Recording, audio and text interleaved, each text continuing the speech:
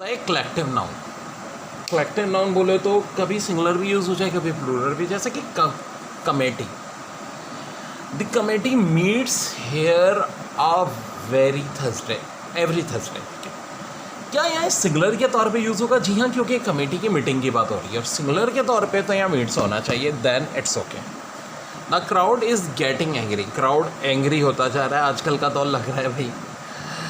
The jury has finally reached our decision. देखो, jury की बात हो रही है। ज्यूरी क्या होती है बताता हूँ। पहले होती थी इंडिया पाकिस्तान में, जज तो होता ही था, जज के अंडर 5 ज्यूरी मेंबर्स होते थे, वो एक फ़ैसला देते थे। वैसे जज चाहता तो उसको वीटो कर सकता था, यूजुअली जज वही फैसला देता था जो ज्यूरी देती थी। ठीक है जी।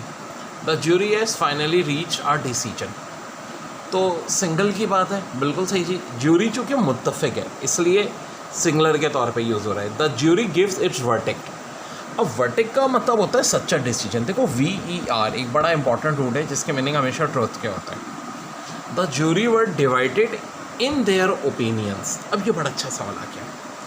देखो, यहाँ वर्ड क्यों आ रहा है? इससे पहले हमेशा सिंगुलर वर्ब आ रहा था, हैज़ आया था, इट्स आया था। यहाँ पे ऐसा क्यों हो रहा है? तो डेयर रीज़न है कि डिवाइड होने का मतलब है कि अब इन देयर ओपिनियंस के एक से ज़्यादा ग्रुप है ज्यूरी में, 2 या 3 आ गए। अब देखो, the team have not come has yet. क्या सही है? हैव का इस्तेमाल होना चाहिए या नहीं?